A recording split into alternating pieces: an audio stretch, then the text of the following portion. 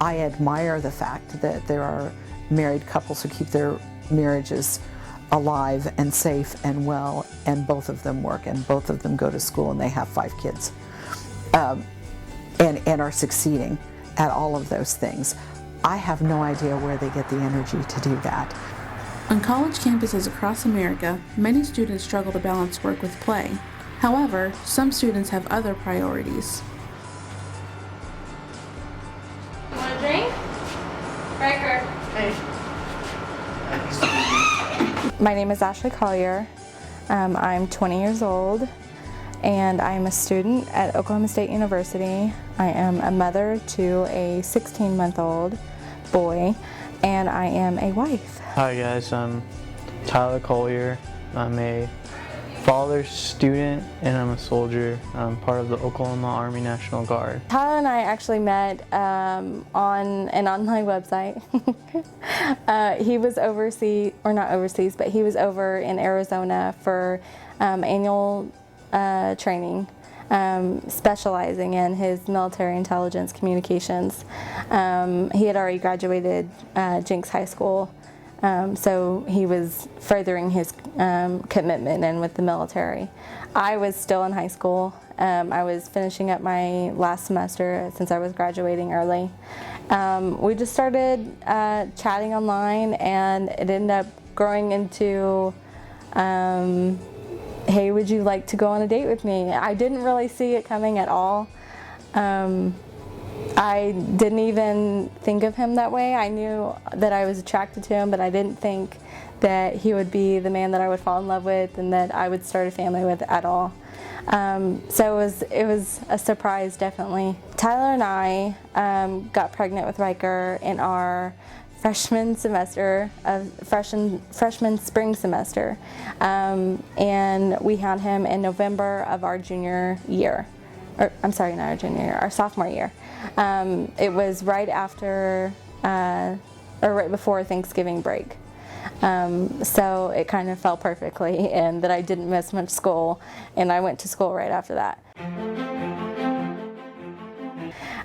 Tyler had to make a decision of to attend my school prom, or to propose to me. So of course he chose to propose to me, but at the time I didn't know. So, you know, I'm thinking, wow, you know, I already missed out on a high school experience, you know, that I could have had, but I wouldn't trade it for the world.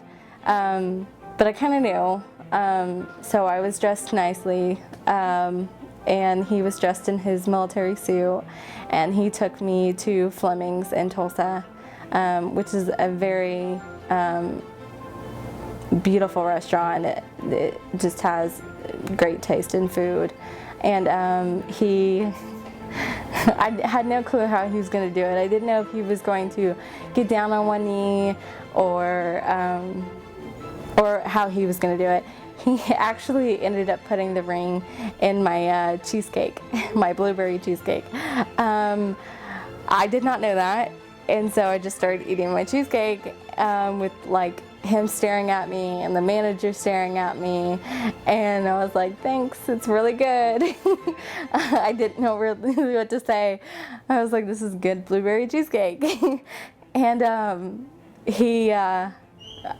finally, you know, was like, okay, what's the big deal about this cheesecake, and looked down and saw it. I was really nervous, and I was like, oh my goodness, she's gonna eat it, she's gonna eat the ring and she's gonna choke, this is gonna be horrible. I saw the ring and I didn't cry, but I was so happy that I just didn't cry. You always think that you are gonna be such a blubber face about it, and you know, it's just gonna be this magical moment, but it was like pretty shocking. I didn't know it all, and even though I was expecting at some point, I was completely taken by surprise, so it was great. I was so nervous. Everybody in the restaurant knew I was about to propose. I was in my dress blues. I was so nervous. I didn't even get down on one knee and ask her to marry. She found it, and then I reached across the table and I was like, will you marry me? I was so nervous. I froze. I mean, I was really excited when she said yes. And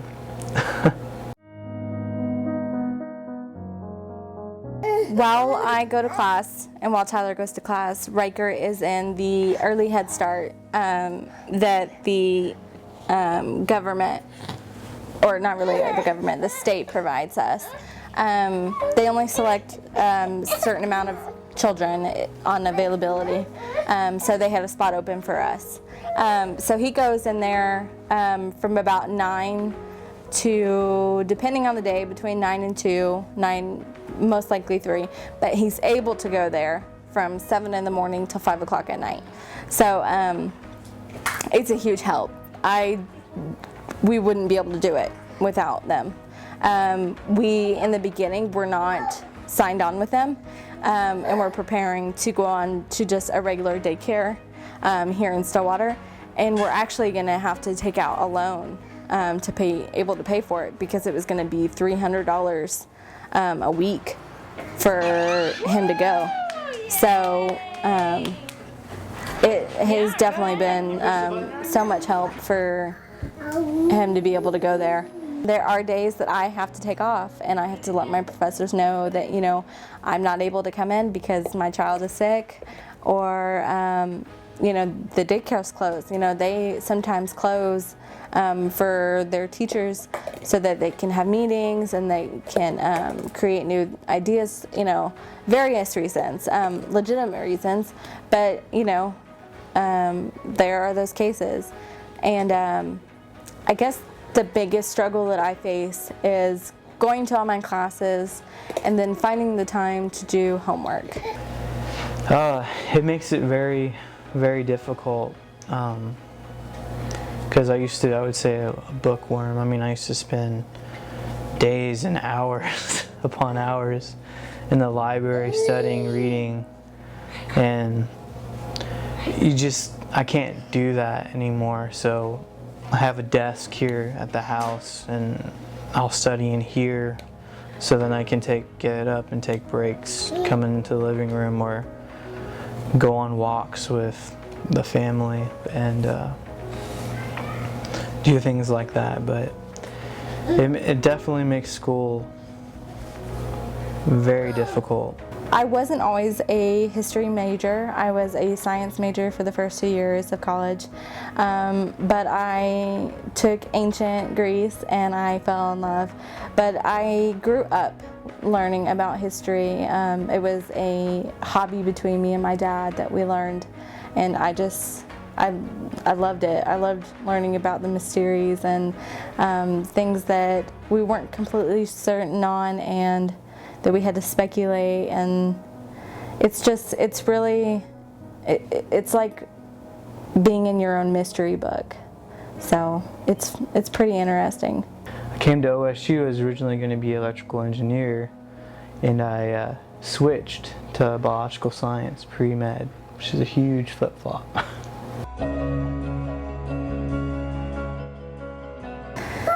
The story of my life is attending or wanting to attend a social event and not being able to, especially at OSU. OSU is known for their several events a week.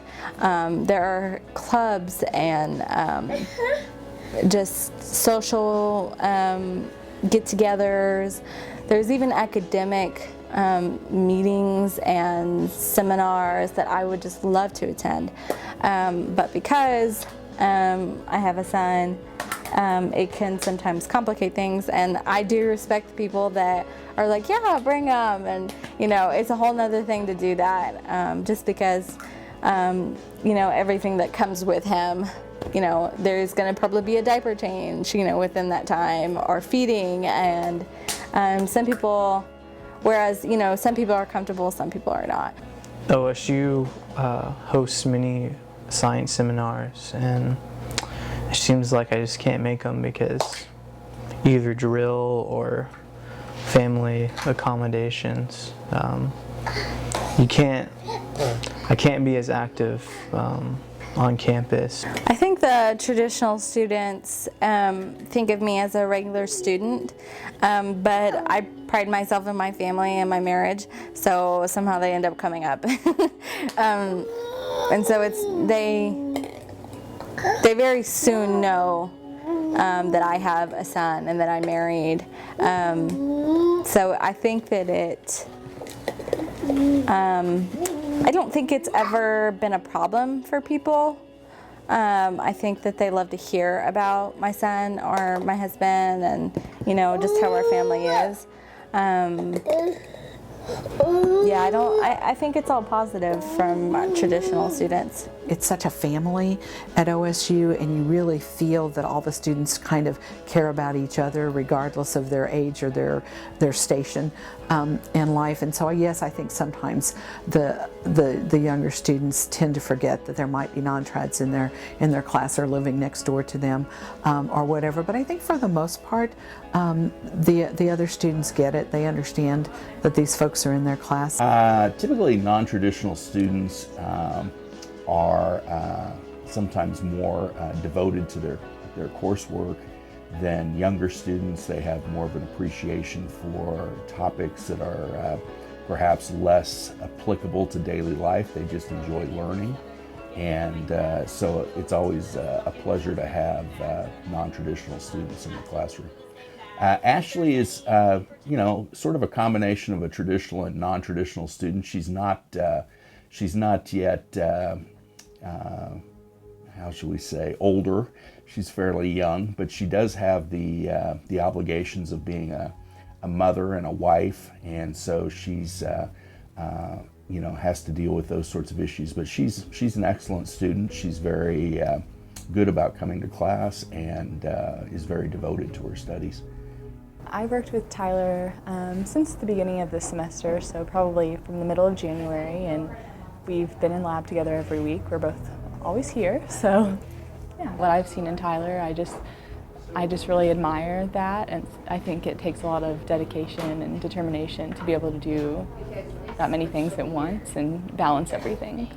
I think internally many of the non-trads feel like maybe they're at a disadvantage, and sometimes financially they can be, because for the most part they are independent students and they're paying for the education themselves. And from the perspective of how much money you have, that might be a disadvantage, but from the perspective of appreciating the cost of the education and being as good a consumer as you can be, I think actually they have the upper hand in it. I'd like to be a commissioning editor for a book publishing company.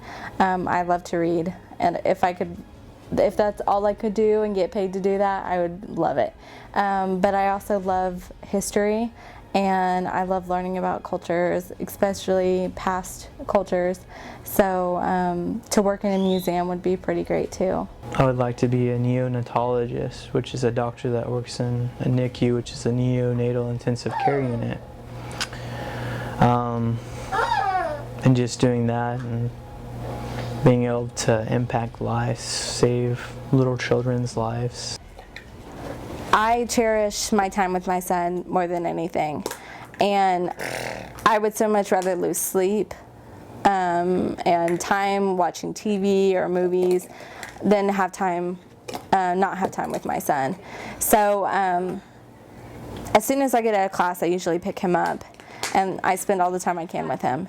And then as soon as he goes to sleep, that is when I begin my schoolwork. So again, it's the very last thing I do. It's at the bottom of my list, but yet I put, a lot of time into it. But I try to balance it as much as I can. It's something that I don't know if ever can be mastered, just because every homework assignment, is different. Like a paper may take me 3 hours, or may take a week. It just, it depends. So I guess the biggest thing we struggle with is not putting school above our marriage. And I think that's really hard for some, especially our professors, to accept, is that, we have a system. We don't put school above our family, we don't put it above our marriage, and we definitely don't put it above our beliefs. So it for something that we put so much time into, it is, below those things.